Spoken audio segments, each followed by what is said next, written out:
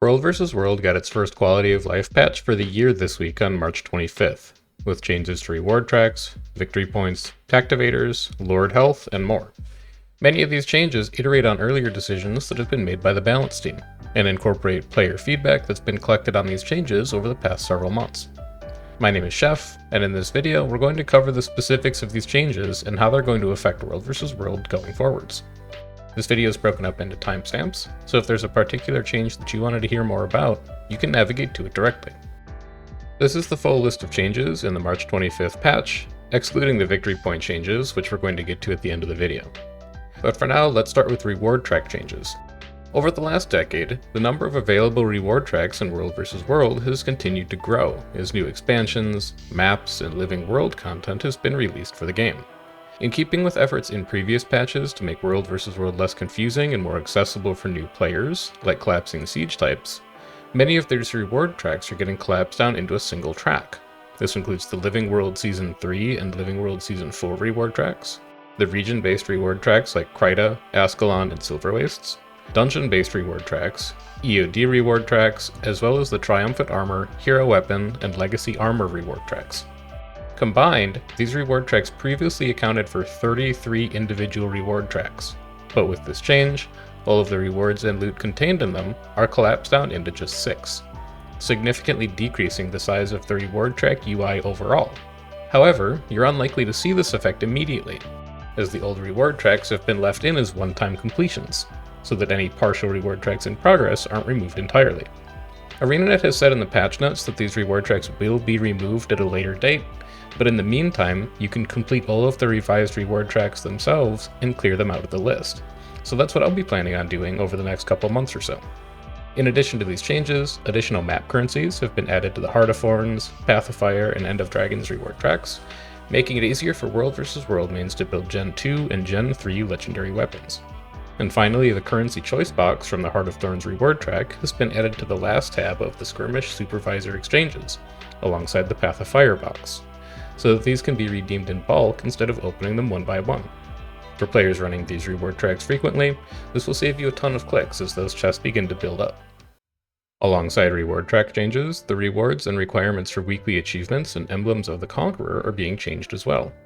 The weekly achievement to capture Stone Mist Castle now also rewards credit for defending it 3 times, while Emblems of the Conqueror, which you get for every 100 objective captures, now are rewarded for defense events as well. Both of these changes help to reward different types of playstyles in World vs. World, particularly defense, and should help to improve your team's cohesion. For example, previously, it wasn't unusual to see players want to lose Stone Mist Castle so that they could recapture it in order to get weekly credit.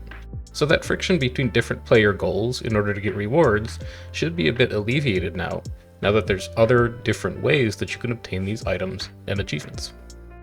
Lord health and tactivators are getting a balanced pass as well.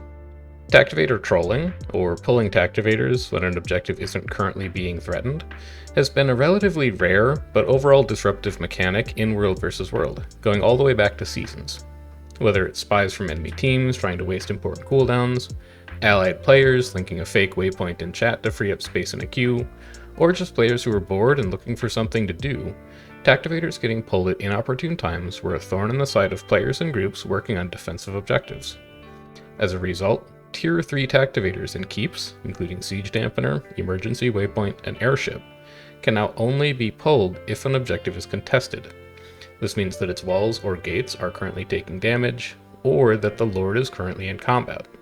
In other words, it's now only possible to pull impactful T3 tactivators when an objective is actually under attack. But this adds an interesting dimension to structure attack as well, since groups now have more control over whether an objective is contested or not. For example, an attacking group that wants to capture an objective can clear out existing defensive siege in the structure instead of placing down and using their own offensive siege. Or they can stall on putting the Lord in combat to defeat players who are currently in the objective and might be able to pull a tactivator later on. Since neither of these cases will contest the objective, it'll prevent Emergency Waypoint from being pulled and slow a defending group's response. Along with this change, the time required to hold an objective in order to slot tactivators has been decreased, with T1 tactics available after 10 minutes, T2 tactics available after 15 minutes, and T3 tactics available after 30 minutes. Overall, I think these are good changes, as they elevate the skill ceiling of players who are both attacking an objective as well as defending it. And in tandem with that change, Lord health is also being decreased across the board, with Tower Lords losing 25% health, Keep Lords losing 12.5%, and all Lords using 16% health scaling. This is a revision to earlier Lord health changes in the November 19th, 2024 patch, and as a result will make responding to objectives that are currently under attack more difficult, as Lords will now die faster both to small scale groups as well as Zergs.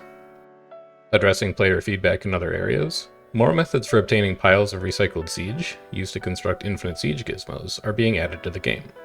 These items are now tradable on the trading post, whereas they were account bound previously. They now have a chance to drop from Lords as well as enemy players, and their drop rate from mist-hardened lockboxes has been increased. I am not an economist, and this is not investing advice, but the price for these items is only ever going to go down over time as more people build gizmos. So if you're sitting on a bunch of them already, or you're not interested in building any infinite siege gizmos, you're much better off selling these as soon as you get them, and then maybe rebuying them eventually at a later time after the price has gone down.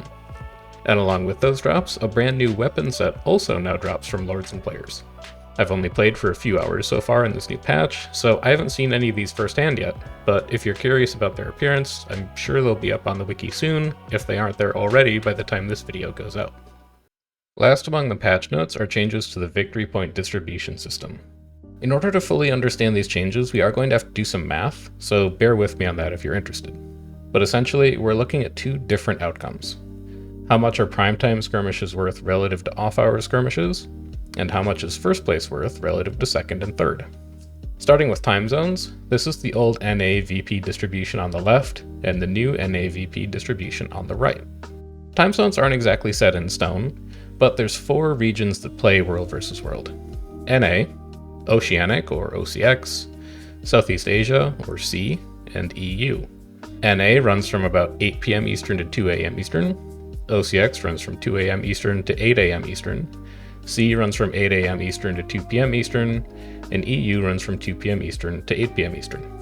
If we add up the points from those time zones, we get the following breakdowns within the old system and the new system, both in NA and EU regions. In terms of comparing across regions, the impact of primetime on overall score has been decreased by about 10% in both regions. Where primetime skirmishes used to account for anywhere from 45 to 50% of the total victory points earned in a 24-hour period, that's now down to about 35%, with the rest of the difference being made up in skirmishes across other time zones and regions, which are a bit more valuable now overall.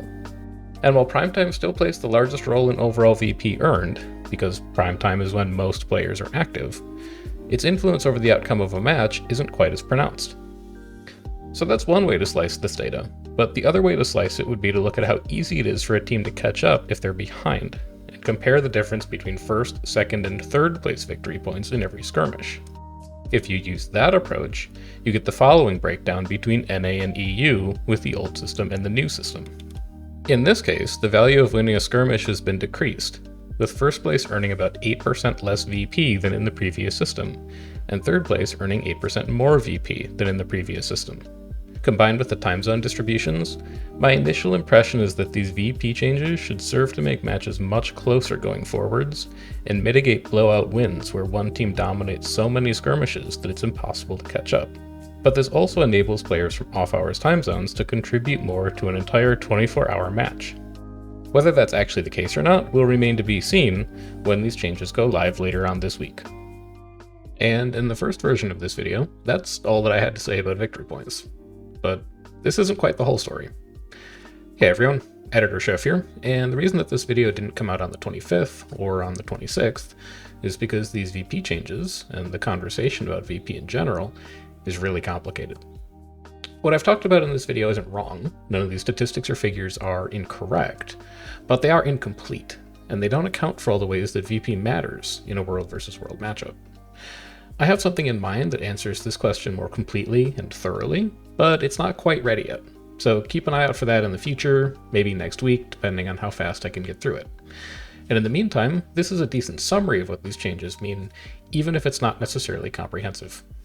Anyway, that about does it for the changes in this patch. These changes are very much a continuation of ArenaNet's work on balancing and rebalancing core systems of the game mode. And I still think that this is laying the groundwork for the reintroduction of some kind of meaningful reward for winning matchups in the future. What form those rewards take, and when they might be introduced, remains to be seen. But if you want to keep up to date on those kinds of changes, or general world versus world information, why not subscribe to this channel and like this video? And if there's other world versus world topics that you would be interested in having me talk about, drop a message in the comments and let me know. I also stream World vs. World on Twitch every Tuesday, Wednesday, and Friday, so come visit over there if you want to chat about any of these topics in real time. But until then, I've been Chef, and enjoy the rest of your day.